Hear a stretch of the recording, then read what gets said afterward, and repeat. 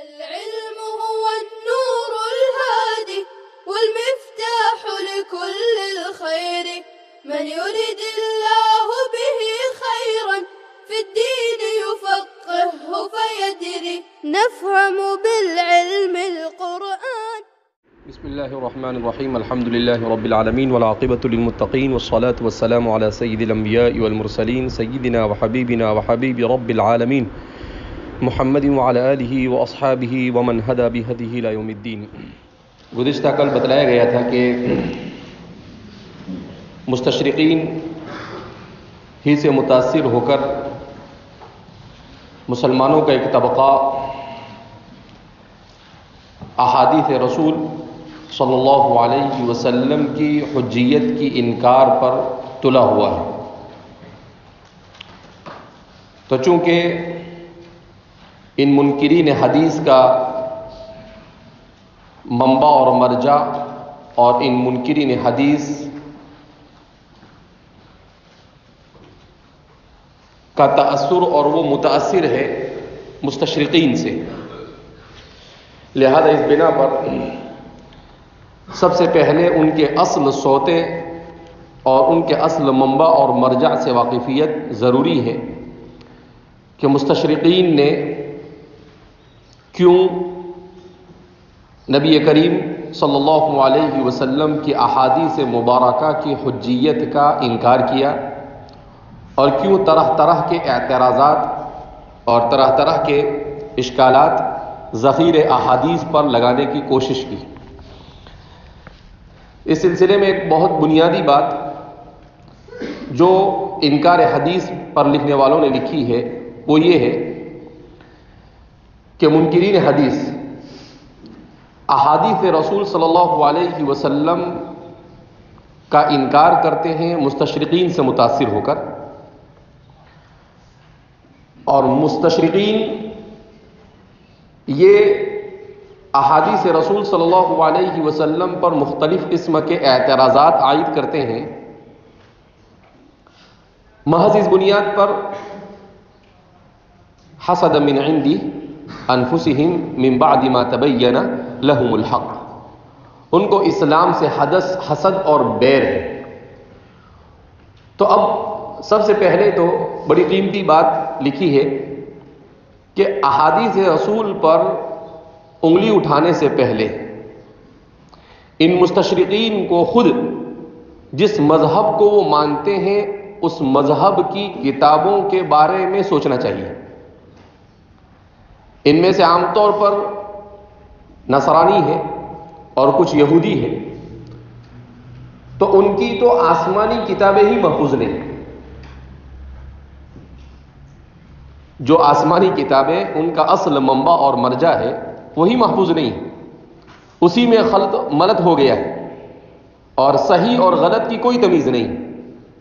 تو انہیں کوئی حق بنتا ہی نہیں کہ وہ احادیث رسول صلی اللہ علیہ وسلم پر کسی قسم کا اعتراض کرے.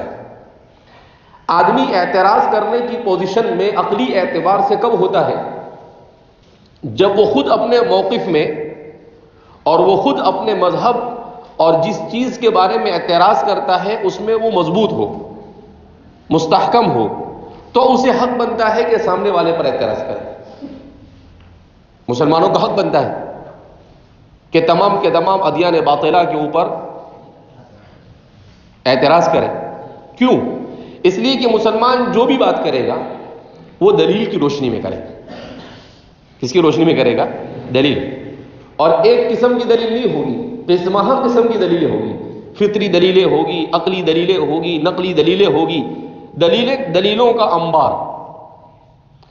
تو مسلمان اپنا جو بھی موقف بیان کرے گا، مسلمان کا وہ موقف کیسا ہوگا؟ مبرہن اور مدلل ہوگا. اس میں ذرہ برابر بھی کسی طرح کی کوئی کمی نہیں ہوگی.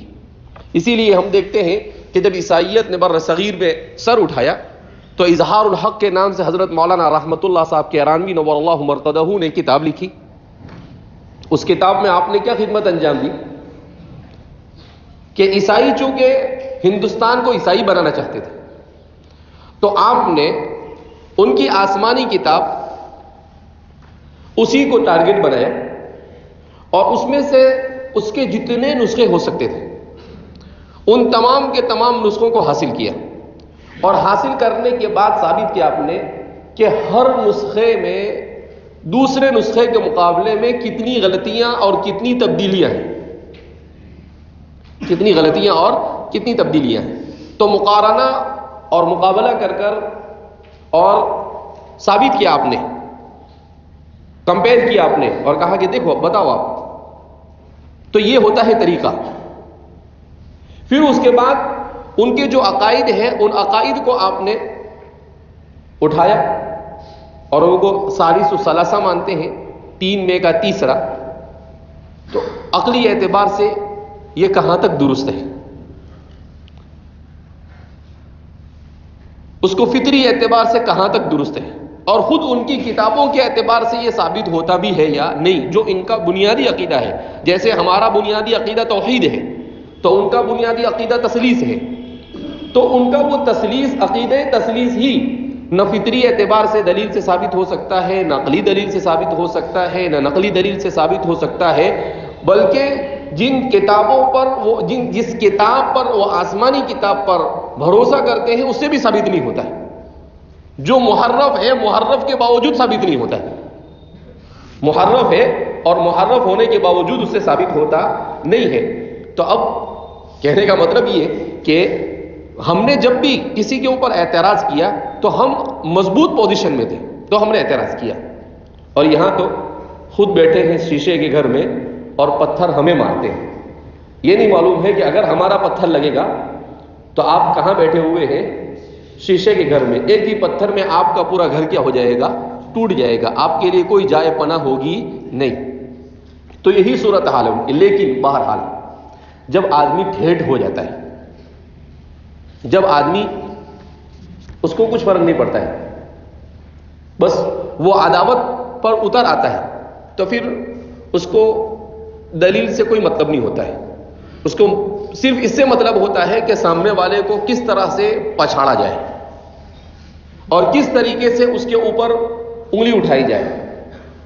دنیا میں اعتراض کرنا بہت آسان ہے، دنیا میں سب سے آسان کام کیا ہے؟ کسی پر اعتراض کرنا۔ دنیا میں سب سے آسان کام کیا ہے؟ کسی پر اعتراض کرنا، اور اعتراض تو کوئی بھی کسی پر بھی کر دیتا ہے، لیکن وہ اعتراض کتنا مضبوط ہے، کتنا وزنی ہے، کتنا اوتھینٹک ہے، کتنا مستدل ہے اور کتنا مستند ہے، وہ ہے اصل۔ تو صرف اعتراض سے تو کچھ نہیں ہوتا ہے، ورنہ اللہ کو نہیں ماننے والے کس مہا قسم کے اعتراض کرتے ہیں، لیکن ان کے اعتراض کی کیا حیثیت ہے؟ الا کل شیء ما خلا اللہ باطل، الا کل شیء تدل علی انہ واحد۔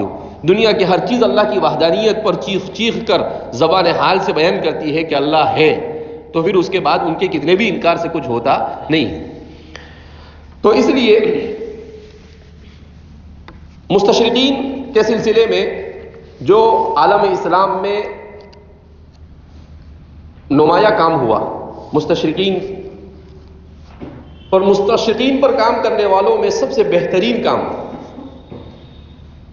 خاص طور پر دفاع سنت حبیب مصطفیٰ صلی اللہ علیہ وسلم کے باب میں اگر کسی نے کیا ہے، اگرچہ ان کا کام کوئی بہت بڑا نہیں، چھوٹا ہے، یعنی حجم کے اعتبار سے، مگر اس کے کام کے وزنی کے ہونے کے اعتبار سے وہ سب پر فائق ہے، وہ ہے دکتور مصطفیٰ السباعی کا کام، جو دفاع سنت رسول صلی اللہ علیہ وسلم پر سب سے نمایاں کام ہے۔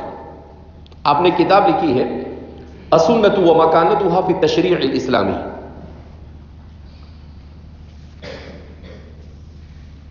شیخ مصطفیٰ السباعی، آپ کا تعلق یہ ملک شام سے رہا ہے، آپ نے ازہر میں تعلیم حاصل کی، آپ طالب علمی ہی کے زمانے سے، ویسے بھی نبی کریم صلی اللہ علیہ وسلم نے علماء شام کے لیے بڑی دعائیں کی ہیں، اور حضور نے ان کی برکت کے لیے بہت ساری احادیث اس سلسلے میں وارد ہوئی ہے۔ تو ایک تو وہ شامی عالم ہے، اور پھر اس کے بعد وہ جس خاندان سے تعلق رکھتے ہیں وہ خالص علمی خاندان، لہذا اس بنا پر آپ پر اس کے بڑے اثرات تھے۔ طالب علمی کے زمانے سے جب وہ ازہر میں پڑھتے تھے، اسی زمانے سے آپ نے اسلام کے دفاع اور سنت رسول صلی اللہ علیہ وسلم کے دفاع کا بیڑا اٹھا رکھا تھا۔ اس کا اندازہ آپ کے ایک واقعے سے لگایا جا سکتا ہے۔ السنت و مکانتها فی التشریع الاسلامی کے مقدمے میں آپ نے ایک بڑا دلچسپ واقعہ لکھا ہے۔ آپ نے لکھا ہے کہ میں ازہر پڑھنے کے لیے گیا کلیت الحدیث میں، کلیت السنہ میں، تو ہمیں پڑھانے کے لیے ایک استاد آئے، شیخ عبد القادر۔ تو کہا گیا، انہوں نے جب پہلے دن آئے تو طلبہ سے کہا کہ میں سب سے ہٹ کر پڑھاؤں گا، نیوٹرل ہو کر پڑھاؤں گا، کسی ایک جانب طرفداری نہیں کروں گا، اور جو بھی بات ہوگی وہ مضبوطی کے ساتھ اپنے موقف کو بیان کروں گا۔ تو شیخ فرماتے ہیں فرحنا و سریرنا، ہم تو بہت خوش ہو گئے کہ اتنا اچھا استاد جو بالکل انوکھے انداز میں پڑھائے۔ اب کہا گیا اس بھائی نے پڑھانا شروع کیا تو سب سے پہلے حجیت حدیث پر بحث آئی۔ اب جب حجیت حدیث پر پڑھانے کے لیے وہ آئے تو اٹھا کر انہوں نے امام زہری کو ٹارگٹ بنایا اور کہنے لگے انہ کذاب انہ وضاع، اور طرح طرح کے اعتراضات امام زہری کے اوپر انہوں نے قائم کیے۔ تو شیخ سوائی فرماتے ہیں کہ مجھے تو بڑا غصہ آیا، کہا بڑا شور سنتے تھے، جب کاٹا تو قطرے خون نہ نکلا۔ کہا یہ تو ایسا ہوا۔ تو آپ سمجھ گئے کہ یہ ہمارا استاد مستشرقین سے متاثر ہے۔ کس سے متاثر ہے؟ تو آپ فرماتے ہیں کہ میں نے کیا کیا، علم رجال اور علم احادیث کے اوپر جتنی کتابیں تھیں ان کتابوں کو قاہرہ اور ازہر یونیورسٹی میں کھنگالنا شروع کیا اور ایک مقالہ لکھا الامام الزہری، امام زہری کے اوپر، صرف اتنا ہی نام دیا اس کا۔ اور پھر اس کے بعد جامعہ ازہر سے لگ کر ایک مسجد تھی، اس مسجد میں اس کے تاریخ طے کی کہ فلاں تاریخ کو یہ محاضرہ پیش کیا جائے گا، اور مہمان خصوصی کی حیثیت سے انہی کو بلایا۔ مہمان خصوصی کی حیثیت سے میں نے کیا کیا، انہی کو بلایا۔ اب وہ آئے اور میں نے ان کے سامنے محاضرہ پیش کیا جس میں پورے زور و شور کے ساتھ، دلائل کے ساتھ، براہین کے ساتھ ثابت کیا کہ الزہری ہوا مدون الحدیث الاول، علم حدیث کے سب سے پہلے مدون امام زہری۔ میں نے اتنا مضبوطی کے ساتھ اپنا موقف رکھا تھا اور اتنے دلائل اور اتنے مصادر اور اتنے مراجع ذکر کیے کہ ان کے لیے کوئی مفر نہیں تھا۔ کہا جب میرا محاضرہ ہو گیا تو میں نے کہا وَأَخِيرًا أُقَدِّمُ الدَّعْوَةَ إِلَى أُسْتَاذِي شیخ عبد القادر بأن يتقدم إلينا انطباعاته حول هذه المحاضرة، کہ میں اپنے استاد کو دعوت دیتا ہوں کہ وہ میرے اس محاضرے سے متعلق اپنی رائے پیش کریں۔ کتنے ذہین آدمی ہیں۔ کہا وہ ڈیسک پر آئے اور کہا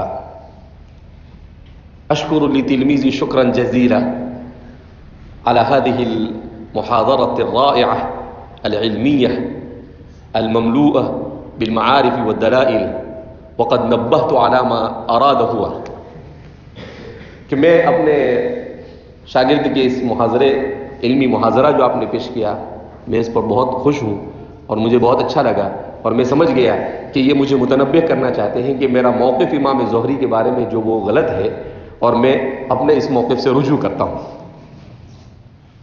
اپنے اس موقف سے کیا کرتا ہوں، رجوع کرتا ہوں۔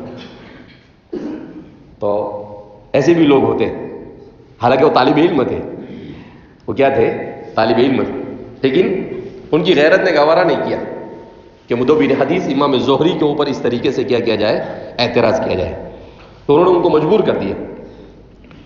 اب جب ان کے سامنے یہ بات آئی تو انہوں نے، وہ فرماتے ہیں کہ اسی وقت سے میرا ذہن بن گیا کہ مستشرقین نے اتنا زیادہ عالم اسلام کو علمی اعتبار سے بھی اپنے جال میں پھنسایا ہے کہ جامعہ ازہر جیسی عالم اسلام کی اتنی بڑی یونیورسٹی میں بھی ان کے تلامذہ اور ان سے متاثر ہو کر لوگ پڑھا رہے ہیں.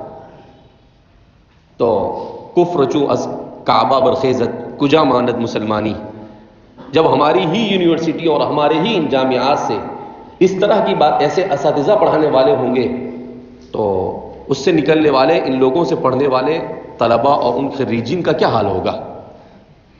تو بس انہوں نے ٹھان لی اور پھر تو کیا کیا، انہوں نے پکڑ کر مستشرقین کے پاس پہنچے.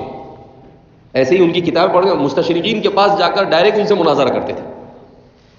ڈائریکٹ کیا کرتے تھے، ان سے مناظرہ کرتے تھے.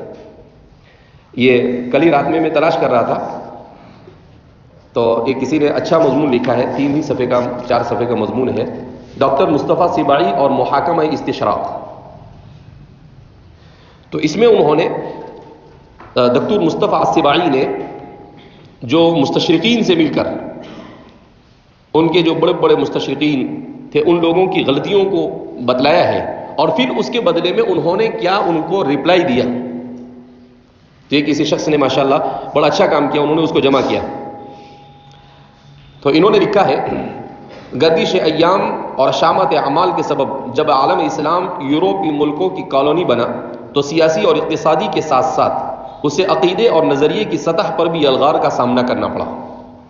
کئی مغربی مصنفین نے مشرقی علوم پر تحقیق کی ٹھانی اور ایک شعبہ علمی استشراق وجود میں آ گیا، جہاں ایک طرف بہت سارے مسلمان اہل علم اپنے فاتحین کی علمیت سے متاثر ہوئے، وہیں بعض رجال العلم نے ان قابضین سے علمی مناقشے کا آغاز کیا.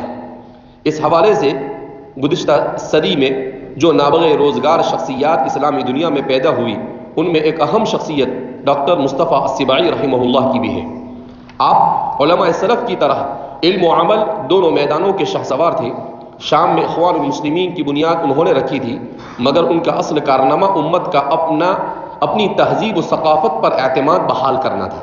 کتنی اچھی بات لکھی ہے کہ دکتور مصطفیٰ سباعی کا اصل کارنامہ کیا تھا کہ وہ یہ چاہتے تھے کہ امت کو اپنے تہذیب و ثقافت پر مکمل اعتماد حاصل ہو جائے. انہیں اپنے اسلامی تشخص پر فخر سکھانا اور مسلمانوں کے علوم اور تہذیب پر سے مستشرقین کی اڑائی ہوئی گرد و غبار صاف کر کے اس کے حقیقی صورت سامنے لانا. زمانہ طالب علمی ہی میں آپ نے مستشرقین پر کام شروع کیا اور آغاز ہی میں ان کے علمی کمزوریوں کو بھانپ گئے، جس کی تصدیق بعد کے علمی تحقیقات اور مستشرقین کے ساتھ نجی ملاقاتوں سے بھی کر دی ہے. اس ضمن میں آپ نے بہت کچھ سپرد قلم کیا. انہوں نے اپنی سب سے گراں قدر اور عظیم تصنیف السنت و مکانتها فی التشریع الاسلامی میں ایک باب مستشرقین کی طرف سے سنت پر اٹھائے گئے اعتراضات اور اشکالات کے ازالے کے لیے خاص کیا. اس کے علاوہ انہوں نے استشراق اور مستشرقین پر الگ سے بھی کام شروع کیا، مگر کچھ ہی آگے بڑھے تھے کہ زندگی نے ساتھ چھوڑ دیا. اس سلسلے میں جو کام ہوا تھا وہ المستشرقون ما لها وما عليها کے عنوان سے طبع ہوا، جس میں انہوں نے استشراق کی تاریخ، اغراض و مقاصد کے ساتھ ساتھ انصاف پسند اور متعصب مستشرقین کی نشاندہی بھی کی ہے. چھوٹی سی کتاب ہے، 150 صفحے کی، لیکن اپنے باب میں استشراق کو سمجھنے کے لیے آپ کی اس چھوٹی سی کتاب سے بڑھ کر اور کوئی کتاب ہو سکتی نہیں ہے. اردو میں بھی اس کا ترجمہ ہوا ہے، استشراق اور مستشرقین اور ان کی نقاب کشائی کے عنوان سے. ان کا یہ کام مختصر ہونے کے باوجود بہت اہم ہے. انہوں نے متاثر مغرب زدہ دانشوروں کا اجمالاً ذکر کیا ہے، جن میں سر فہرست ڈاکٹر طہ حسین ہے، جن کا کہنا ہے کہ عربی ادب کے استاد اور ماہر کا تصور ہی نہیں کیا جا سکتا جب تک وہ فرانسیسیوں کے ان نتائج علم کو نہ دیکھ لے جن تک وہ مشرقی تاریخ و ادب اور مختلف زبانوں کے مطالعے سے پہنچ چکے ہیں. یعنی فرانسیسیوں سے ہم کو سیکھنے کی حماقت کی بھی انتہا ہوتی ہے جب ختم اللہ علی قلوبہم جیسا مسئلہ ہے. اور جب تک ہم اپنے قدموں پر کھڑے ہونے اور اپنے پروں پر اڑنے کے قابل ہو کر تاریخ و ادب پر ان کا علمی غلبہ ختم نہیں کر دیتے، اس وقت تک ہمیں اپنا علم، تاریخ و ادب اور زبان وغیرہ انہی سے لینا پڑے گا، یعنی ان سے سیکھنا پڑے گا، اور اس کے بعد اپنے پاؤں پر کھڑے ہوں گے. بے وقوف جیسی بات، یعنی جو پاؤں پہ کھڑے ہوں گے اسے بھی گر جائیں گے. ڈاکٹر سباعی صاحب نے اس پر کیا خوب تبصرہ کیا. آپ فرماتے ہیں، بلا شبہ یہ ہمارے فکری غلامی کے ادوار کی ترجمانی ہے.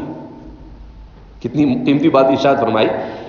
دکتور فرماتے ہیں بلا شبہ یہ ہمارے فکری غلامی کے ادوار کی ترجمانی ہے جس سے ہم اپنے جدید فکری اور علمی ثقافت کے آغاز میں ہو گزرے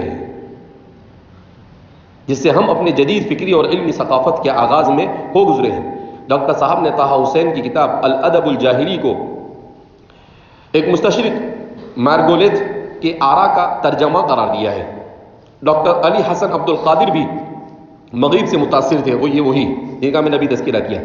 ڈاکٹر سبائی نے ان کا بھی محاکمہ کیا اور ان کی تصنیف نظرۃ عامۃ فی تاریخ الفقہ الاسلامی کو گولڈ زہر، جس کا کل تذکرہ کیا تھا، ان کی تحریروں کا لفظی ترجمہ قرار دیا، جو اس کی کتاب دراسات الاسلامیہ اور العقیدۃ والشریعۃ فی الاسلام میں ملتی ہے. ابھی یہ مستشرق ہے، کیا ضرورت تھی اب اسلام کے اوپر کتاب لکھتا ہے دراسات الاسلامیہ؟ بھائی تو تیرا ہی لکھنا، دراسات النصرانیہ، دراسات یہودیہ، دراسات الہادیہ.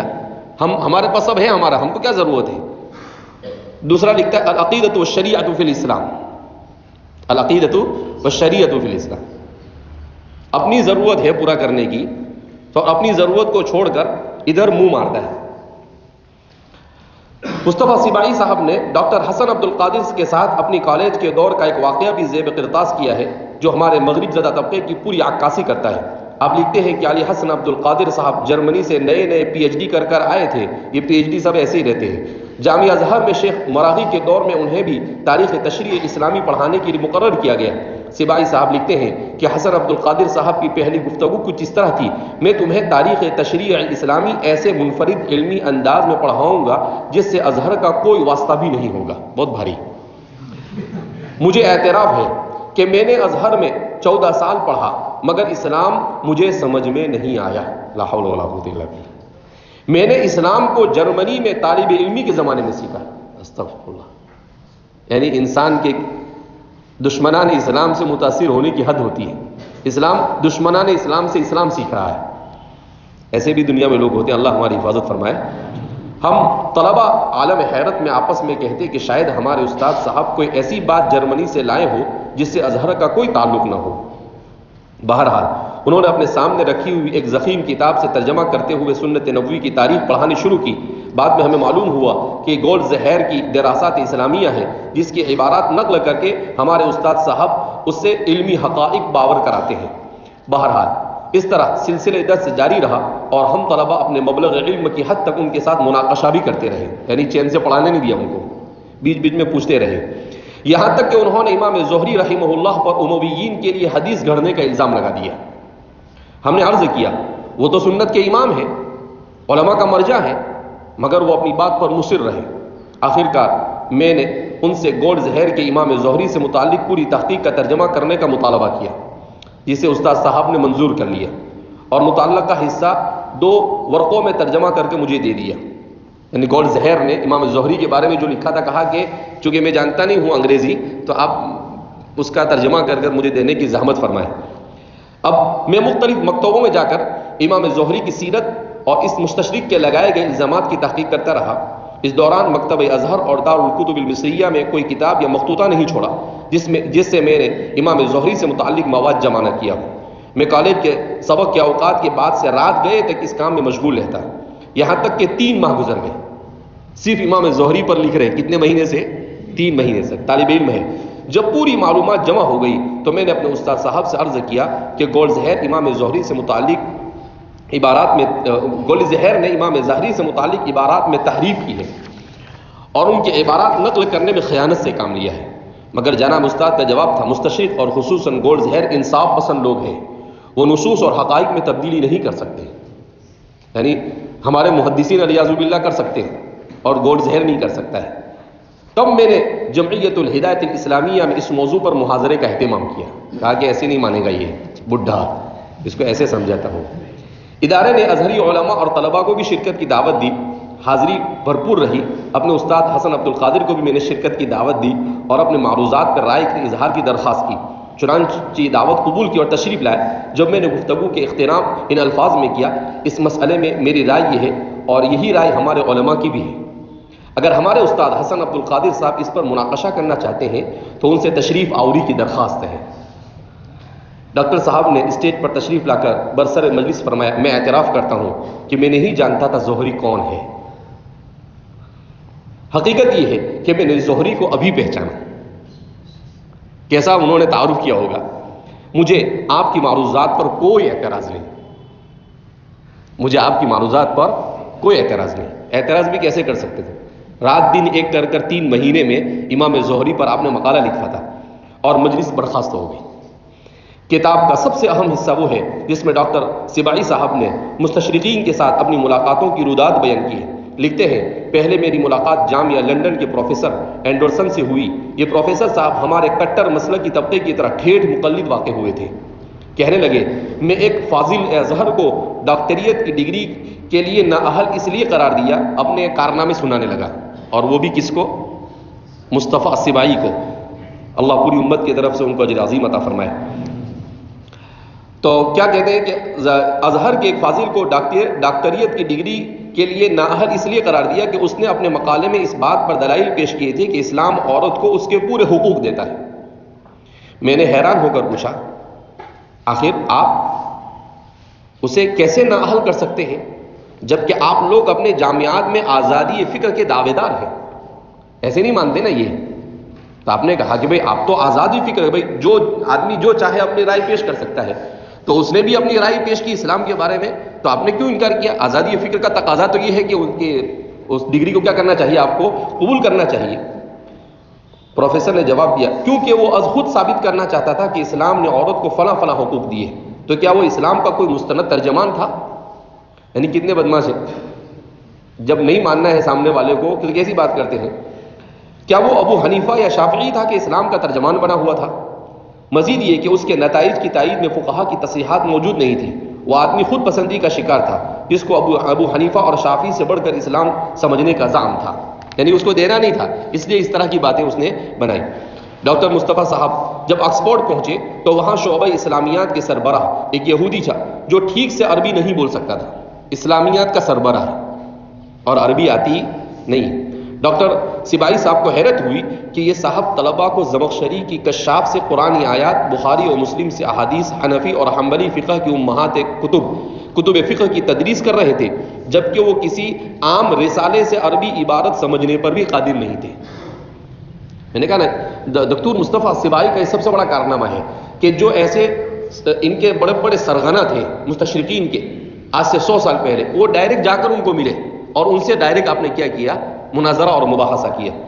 ڈاکٹر صاحب نے جب ان سے مطالعے کے ماخذ پوچھے تو انہوں نے کہا گولڈ زہر، مارگولیت اور شاخ کا حوالہ دیا. یہ تینوں سرغنہ ہیں مستشرقین نے، جو خاص طور پر علم حدیث کے اوپر جو اعتراضات کرنے والے ہیں، یہ تین ہی ہیں.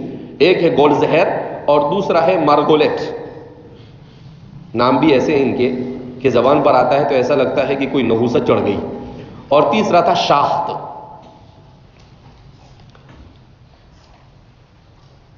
آگے ڈاکٹر صاحب فرماتے ہیں کہ نیدرلینڈ میں ڈاکٹر صاحب کی ملاقات معروف جرمن یہودی مستشرق شاخت سے ہوئی.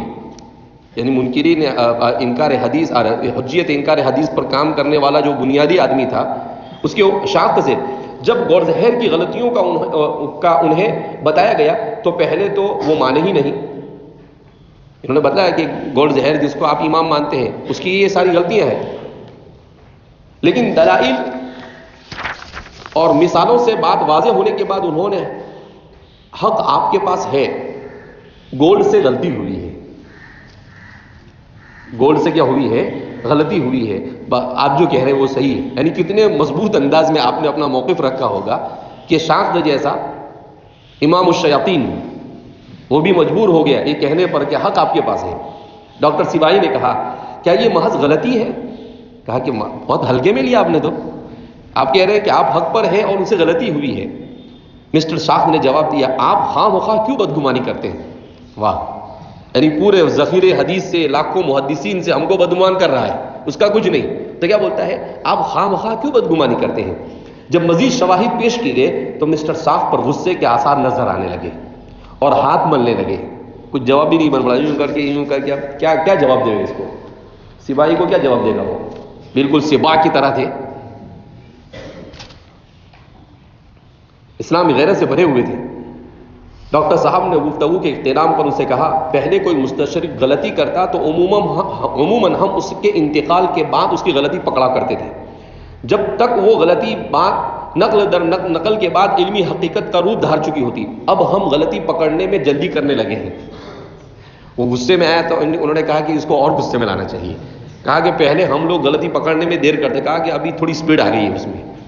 اب آپ زندگی میں ہی اس کا تدارک کر لیں ورنہ آپ کے بعد بھی آپ کا بھی یہی حشر کروں گا. اسی ملاقات میں ڈاکٹر صاحب نے مسٹر ساخت کو آگاہ کیا کہ اب آپ جلد از جلد اپنے اسلاف کے اغلاط کا تدارک کیجیے. انہوں نے ایک اور بہت انوکھا واقعہ بیان کیا. ڈاکٹر امین مصری نے جو ازہر کے شعبے اصول دین کے فاضل تھے, جامعہ لندن سے ساخت پر تنقیدی مقالہ لکھنا چاہا تو انہیں اجازت نہیں ملی. پروفیسر اینڈرسن نے صاف انکار کیا. وہاں سے وہ مایوس ہو کر کیمبرج چلے گئے. وہاں انہیں صاف کہہ دیا گیا کہ اگر ڈاکٹریت کی ڈگری میں کامیابی چاہتے ہو تو مسٹر ساخت پر تنقید سے بچ کر رہنا ہوگا کیونکہ جامعہ اس کی اجازت نہیں دے گی. تب انہوں نے اپنا موضوع بدل لیا. یعنی ان کے اوپر کوئی اعتراض, وہ اگر ہمارے رسول پر اعتراض کرے, ہمارے صحابہ پر اعتراض کرے اور ہمارے محدثین پر اعتراض کرے تو یہ آزادی رائے ہے. اور اگر ان کی غلطیاں جو حقیقت میں غلطیاں ہیں, وہاں تو غلطیاں نہیں زبردستی غلطیاں پکڑتے ہیں, تو پھر وہ کہتے ہیں کہ نہیں ایسا وہ, تو یہ پہلے سے ان کا دوہرا معیار رہا. کتاب کے آخری حصے میں ڈاکٹر صاحب نے اس خواہش کا بھی اظہار کیا کہ اگر ہمارے کچھ لوگ مستشرقین کے کام کا اس طرح سے ناقدانہ جائزہ لیں جس طرح انہوں نے ہمارے اسلاف کے ساتھ کیا ہوا ہے, پھر مستشرقین اس کام کو دیکھیں تو انہیں اندازہ ہو سکے کہ جو طریقہ انہوں نے ہمارے دین اور تاریخ میں حقائق دریافت کرنے کے لیے وضع کیا ہے اس سے کیسے نتائج نکلتے ہیں, اور اس طرح ان کے ہوش ٹھکانے آ جائیں گے. کہا گیا کہ جیسے انہوں نے ہمیں ہدف تنقید بنایا تو ان کی ہر چیز کا مسلمانوں کو بھی کیا کرنا چاہیے, مقابلہ کرنا چاہیے, اور علمی انداز ہی میں ان کے وہ جس مذہب کے ماننے والے ہیں اس میں غلطیاں نکالنی چاہیے, اور انہوں نے جو غلطیاں کی ہیں اس غلطیوں کو دلائل کے ساتھ کیا کرنا چاہیے, ثابت کرنا چاہیے. آج بھی ہمارے تعلیم یافتہ طبقے کے لوگ حسن عبد القادر صاحب کی طرح اس غلط فہمی کا شکار ہے کہ مستشرقین غیر جانبدار, منصف مزاج اور معتدل ہوتے ہیں اور ان کا رویہ خالص علمی ہوتا ہے, مگر حقائق اس کے برخلاف ہے. اور استشراف کا گہرا مطالعہ کرنے والے تقریباً تمام اہل علم اسی نتیجے پر پہنچے ہیں جو ڈاکٹر سباعی صاحب نے بیان کیا ہے رحمہ اللہ. تو ڈاکٹر مصطفیٰ سباعی, کیونکہ ان کی پوری کتاب کا انہوں نے گویا کہ خلاصہ کیا ذکر کیا, تو میں نے سوچا کہ اسے ایسے ہی بیان کیا جائے, اس سے اچھا ہے کہ آپ کے سامنے اس کو میں پڑھ کر سنا دوں. حالانکہ بیچارہ لکھنے والے کون ہیں ان کا نام بھی نہیں ملا مجھے, لیکن مجھے بہت پسند آیا. تو اور ہمارے یہاں صورتحال یہ ہے کہ ہم لوگ علم حدیث, علم تفسیر سب کچھ پڑھتے ہیں, اور یہ ہمارے اندر اور عوام الناس میں فرق ہونا چاہیے. ہماری حیثیت یہ امت مسلمہ کے لیے علماء اور طلباء کی حیثیت کیا ہے اسے سمجھنا چاہیے. ہماری حیثیت یہ فوجی کمانڈر کی, علوم اسلامیہ کی حفاظت کے لیے جو حیثیت ایک کمانڈر کی ہوتی ہے, ہم تمام علماء اور تمام کے تمام طلباء کی حیثیت ویسی ہی ہے. عام آدمی کو اگر کچھ پتہ نہیں ہے تو کوئی بات نہیں, لیکن ہم علماء کو تو معلوم, کیوں؟ اس لیے کہ کمانڈر کو تو ہر چیز معلوم ہونی چاہیے کہ دشمن کیسے حملہ کر سکتا ہے, کیسے وہ چال چل سکتا ہے, کس طرح کی چیزیں کر سکتا ہے, تو ہی وہ اپنا صحیح فریضہ کیا کر سکتا ہے, انجام دے سکتا ہے, ورنہ اپنے فریضے میں وہ کوتاہ ثابت ہوگا. خالد بن ولید کو دیکھو, اسلامی تاریخ کے سب سے کامیاب کمانڈر, انسانی تاریخ میں آپ کے جیسا فاتح پیدا نہیں ہوا. انسانی تاریخ میں آپ کی خصوصیت کیا تھی؟ چھوٹے چھوٹے لشکروں سے اپنے سے 10 نہیں 20 نہیں 50 گنا بڑے بڑے لشکروں کو شکست دے دیتے تھے. کیوں؟ اس لیے کہ آپ دشمن کی چالوں کو سمجھتے تھے اور پھر اس کے مقابلے میں اپنی چال چلتے تھے. تو ایک عالم ہونے کی حیثیت سے ہمارا بھی یہ فریضہ بنتا ہے. اور آج ہم ہیں کہ ویسے ہی حدیث پڑھ رہے ہیں تو ترجمہ پڑھ لیا, قرآن پڑھ رہے ہیں, تفسیر پڑھ رہے ہیں, ترجمہ پڑھ لیا, یہ پڑھ لیا, اور ایسا سمجھ لیا کہ منچو دیگر نیست, کہ اپنے سے بڑا تو دنیا میں کوئی عالم اور فاضل نہیں ہو سکتا ہے. آپ دیکھ رہے ہیں ڈاکٹر مصطفیٰ سباعی ہمارے لیے نمونہ ہے کہ طالب علمی کے زمانے میں گولڈ زہر کے تلمیذ کو بھی مجبور کیا یہ ماننے پر کہ ہاں گولڈ زہر نے غلط کہا ہے اور یہ صحیح کہہ رہے ہیں.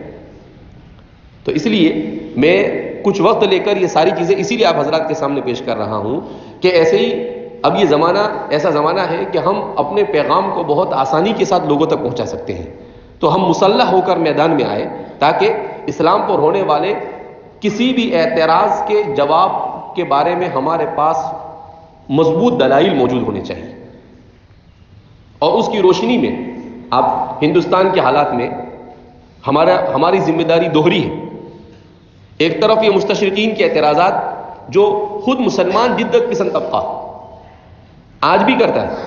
علی گڑھ یونیورسٹی ہے، وہاں پر آج بھی ایسے پروفیسر پائے جاتے ہیں جو امام زہری، حضرت ابو ہریرہ رضی اللہ تعالیٰ عنہ کو والعیاذ باللہ واضعین حدیث کہتے ہیں. حضرت ابو ہریرہ پر کتابیں لکھی ہیں اردو میں اور انگلش میں، اور وہ مسلمان ہیں اور آج بھی علی گڑھ یونیورسٹی کے اندر میں پروفیسر کی حیثیت سے پڑھاتے ہیں. ایسا نہیں کہ یہ فتنہ دب چکا ہے. تو ایک طرف یہ جدت پسند طبقہ آج بھی سرگرم عمل ہے اور دوسری طرف ہندوؤں کی طرف سے اعتراضات کیے جاتے ہیں. اسی لیے اللہ رب العزت نے نظام ایسا بنایا کہ اللہ رب العزت کو بر صغیر اور ہندوستان کو علوم اسلامیہ کے لیے ایک اہم مرکز بنانا تھا.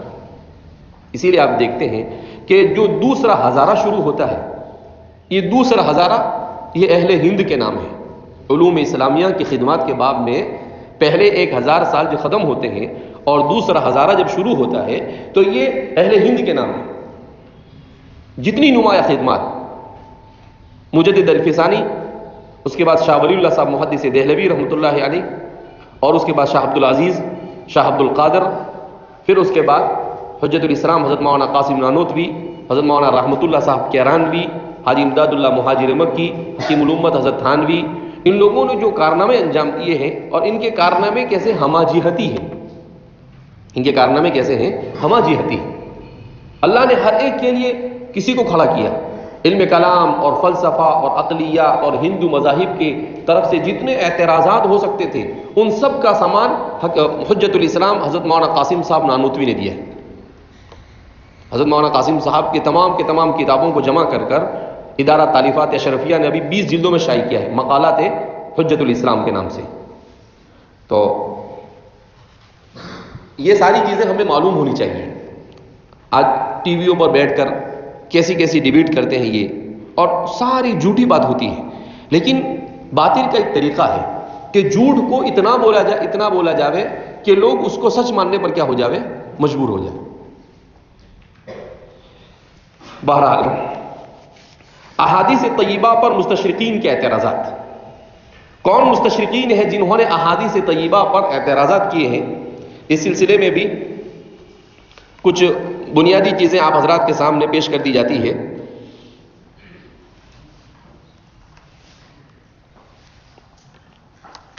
حدیث نبوی صلی اللہ علیہ وسلم یہ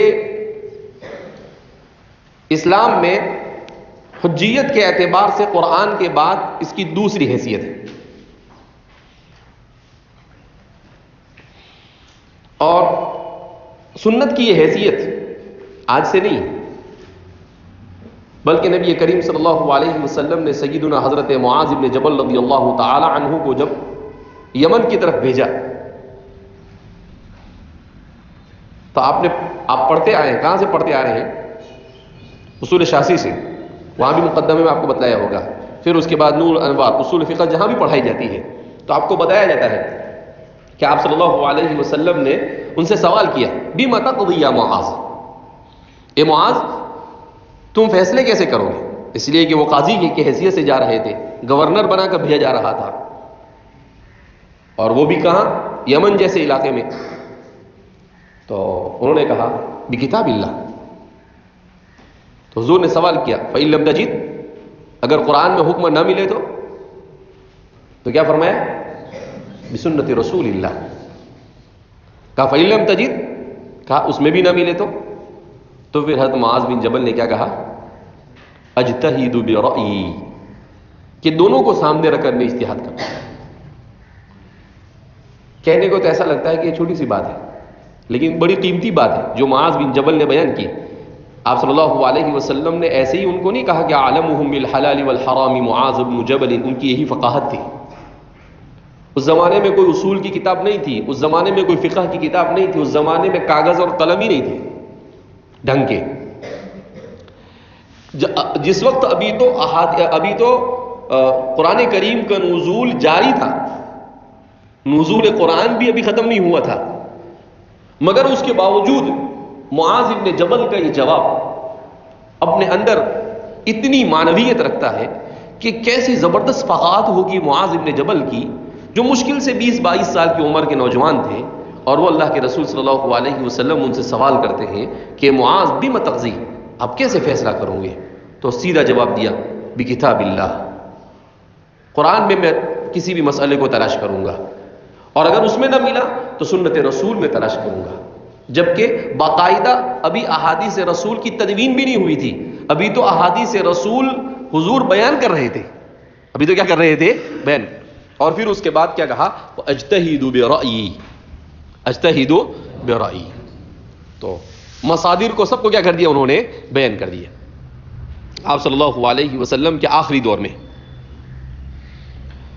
تو اس سے کیا معلوم ہوا کہ احادیث رسول صلی اللہ علیہ وسلم کی حیثیت کتاب اللہ کے بعد سب سے اہم ہے.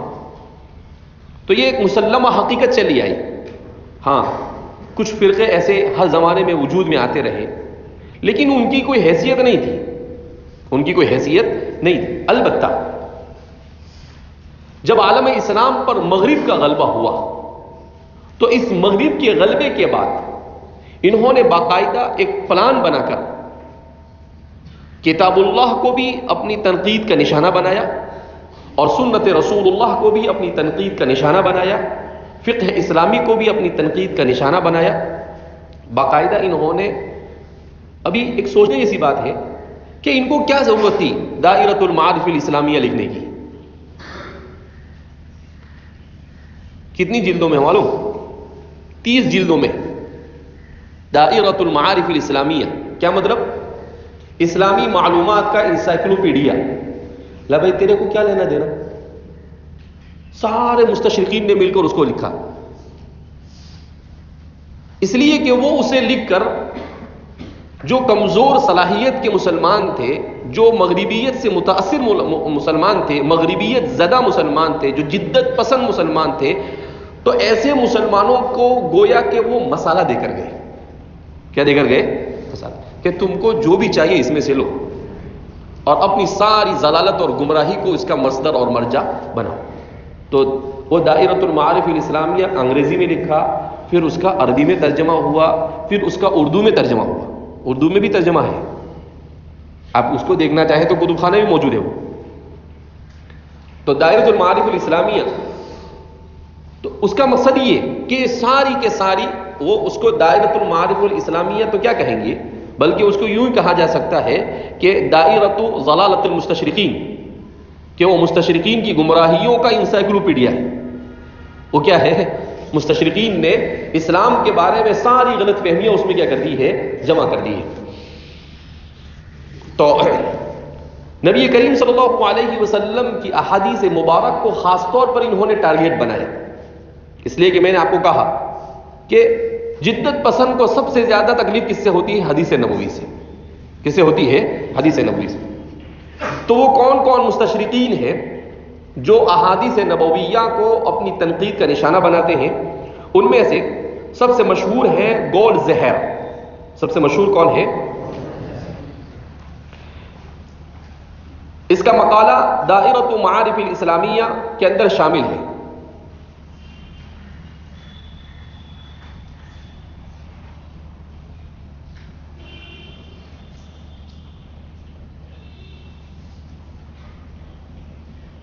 مستشرقین کا رد کرنے والے علماء نے لکھا ہے کہ گول زہر نے حدیث کے متعلق جو لکھا ہے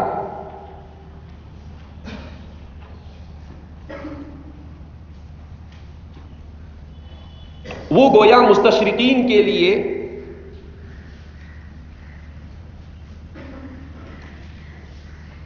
اساس اور بنیاد ہے.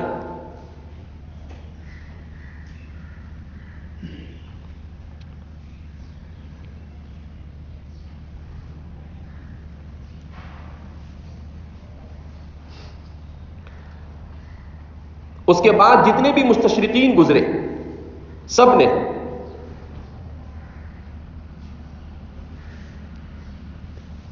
اسی کی زہر افشانیوں کو آگے بڑھایا، اسی کی زہر افشانیوں کو پھیلایا۔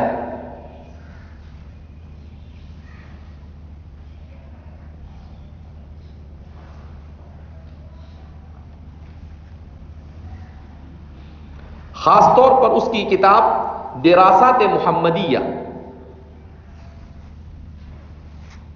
جو جرمن سے شائع ہوئی،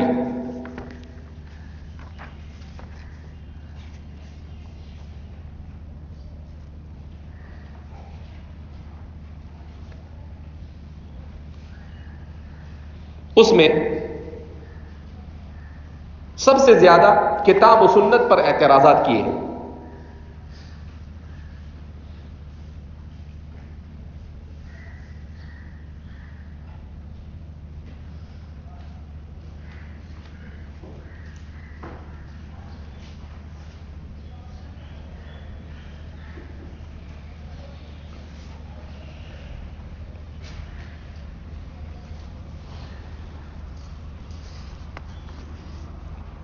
دوسرا مستشرق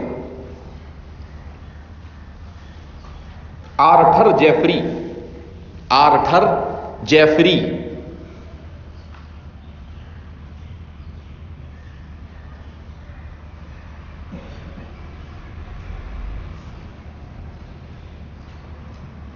اس نے سب سے بڑا اعتراض یہ قائم کیا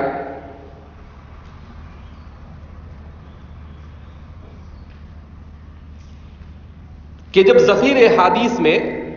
ذخیر احادیث میں بعض روایات موضوع ثابت ہوئی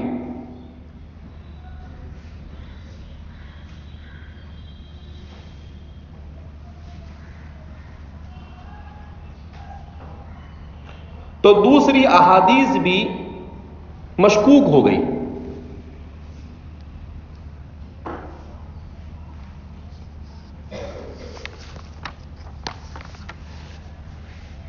اس کا کیا کہنا ہے کہ جب موضوع حدیث کے ذخیرے میں پائی جاتی ہے، جب بعض موضوع ہوئی تو دوسری بھی مشکوک ہو گئی۔ کہاں کی منطق ہے یہ؟ جیسے اس کے باوا کے گھر کی بات کر رہا ہو۔ بھئی موضوع کا ثابت ہونا تو یہ اس بات کی دلیل ہے کہ ذخیرے احادیث میں جو موضوع تھی اس کو پکڑ لیا گیا، تو اب اس کے بعد جو بچی وہ صحیح ہے۔ اس کا نتیجہ تو یہ نکلتا ہے۔ لیکن جس کو ناشنا نہ ہو تو کیا بولتی ہے؟ یہ ماننا نہیں چاہتی، تو پھر کیا بولتی ہے کہ وہ کچھ موضوع ہے تو دوسری مشہور۔ کچھ کے موضوع ہونے سے تو یہ ثابت ہوتا ہے کہ جو موضوع اس کو الگ کر دیا گیا تو اب اس کے علاوہ جو بچی وہ موضوع نہیں۔ لیکن الٹا جب آدمی اپنا ایک ذہن بنا لیتا ہے، ایک فکر بنا لیتا ہے، ایک نظریہ بنا لیتا ہے اور اسی کے مطابق کچھ لکھنا چاہتا ہے تو کچھ بھی انسان کرنے سے گریز کرتا نہیں ہے۔ تیسرا مستشرق ہے ولیم مویر۔ تیسرا مستشرق ہے ولیم مویر، میم یا واو را، ولیم مویر۔ اس نے یہ اعتراض کیا کہ نبی کریم صلی اللہ علیہ وسلم کی وفات کے 90 سال کے بعد احادیث کو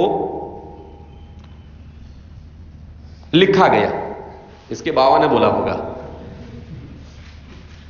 ہمارے علماء نے تو ثابت کیا ہے کہ خود نبی کریم صلی اللہ علیہ وسلم کی جس وقت وفات ہوئی اس وقت 19 مجموعے موجود تھے۔ یہ جتنا زور دے کے اپنی غلط بات کو بیان کرتے ہیں نا، علماء بھی اتنا زور دے کے صحیح کو ثابت کرتے ہیں۔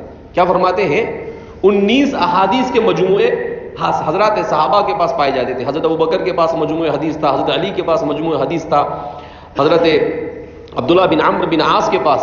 حضرت ابو ہریرہ خود فرماتے ہیں کہ میں حدیث لکھتا نہیں تھا اور عبداللہ بن عمرو بن عاص کو اجازت دی تھی، وہ حدیث لکھتے تھے تو مجھ سے زیادہ حدیث ہے ان کے پاس۔ الصحیفۃ الصادقہ عن عمرو بن شعیب عن ابیہ عن جدہ، مستقل ایک بحث ہے جس کو آپ نے مشکات کے اندر میں پڑھا ہوگا۔ تو عن عمرو بن شعیب عن ابیہ عن جدہ وهو يحدث عن صحیفته، وہ حضرت عبداللہ بن عمرو بن عاص کا جو صحیفہ تھا ان کے پاس اس میں سے ذکر کرتے تھے۔ تو خامخواہ کی بات ہے 90 سال کے بعد. اور اس کے بعد اور کچھ مستشرقین آتے ہیں، کہا کہ نہیں، حدیث تو 3 صدی ہجری میں لکھی گئی.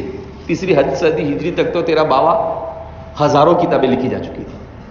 کتنی لکھی جا چکی تھی؟ ہزاروں لکھی جا چکی تھی. بہرحال تو مستشرقین کے ان اعتراضات کی حقیقت کوئی نہیں، لیکن ہمارے لیے اس لیے جاننا ضروری ہے تاکہ ہمیں پتہ ہو کہ بھئی کس طریقے سے اعتراضات کیے جاتے ہیں اور ہمیں اس کا دفاع کیسے کرنا چاہیے.